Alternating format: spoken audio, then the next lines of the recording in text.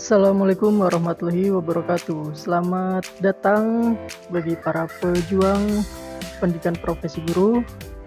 Semoga di hari ini diberikan kesehatan dan bisa kembali belajar untuk persiapan ujian pretestnya. Sebelum masuk ke videonya, saya sampaikan kembali dari data yang muncul di hari ini masih banyak yang belum subscribe. Jadi untuk itu saya informasikan bagi yang belum subscribe untuk subscribe terlebih dahulu untuk channel ini agar lebih berkembang. Selanjutnya kita langsung masuk ke pembahasan, yakni kita masuk ke part 2 tentang pembahasan kupas tuntas kisi-kisi pretest PPG mata pelajaran bahasa Indonesia yang kedua. Langsung ke kisi-kisi nomor 11, yakni sikap tegas. Bahwasanya dalam hal mendidik kita harus bisa mengatakan mana yang benar dan salah sesuai dengan yang sebenarnya.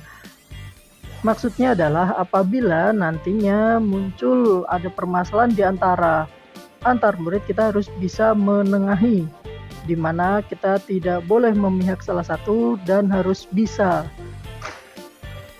menghadirkan keadaan tegas. Nah, seperti ini contohnya, seorang peserta didik mampu mengendalikan diri dengan baik berbagai situasi, yakni mampu menjalin kerjasama yang baik. Maksudnya adalah ketika nanti ada teman yang menyontek dan lain sebagainya, kita harus berandil dalam memutuskan kesalahan tersebut. Seperti itu.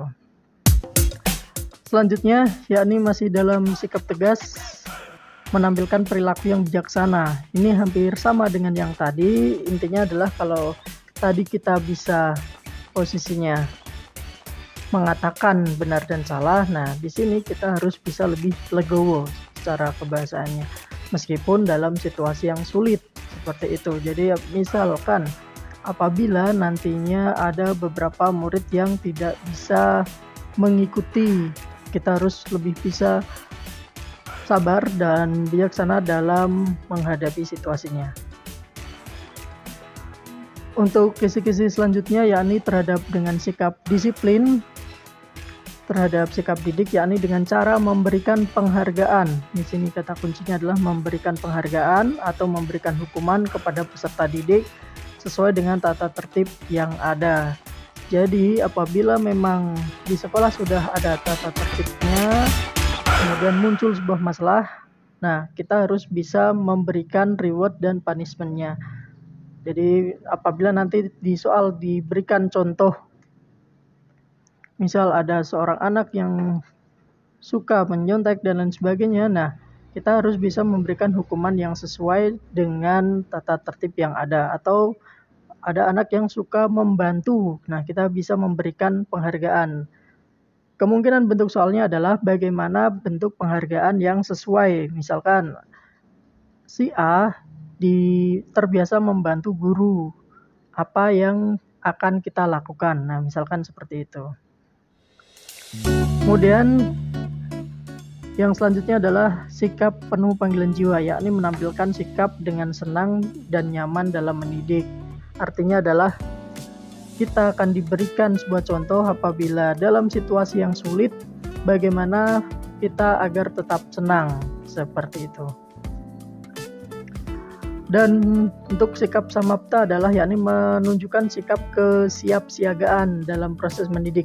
Maksudnya adalah dalam proses mendidik, kita tidak hanya terpaku oleh rancangan yang sudah dibuat atau RPP yang sudah dibuat, tetapi ada beberapa hal-hal yang memang kita terkadang tidak berada dalam situasi yang menguasai. Nah, maka dari itu dibutuhkan kesiapsiagaan. Contoh misal tiba-tiba ditemukan seorang murid atau siswa yang pingsan di dalam kelas. Nah, bagaimana sikap samapta yang bisa kita tunjukkan, seperti itu.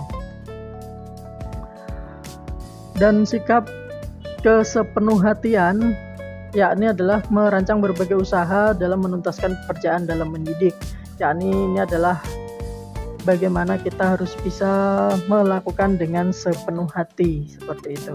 Jadi kata kuncinya nanti adalah bagaimana jawabannya adalah sepenuh hati. Dan kemurah hatian itu adalah sikap yang hampir sama dengan sepenuh hati, tapi ini lebih kepada kata kuncinya kepedulian, seperti itu. Dan itulah adalah untuk part 2 terkait dengan kisi-kisi dari soal nomor 11 sampai nomor 20.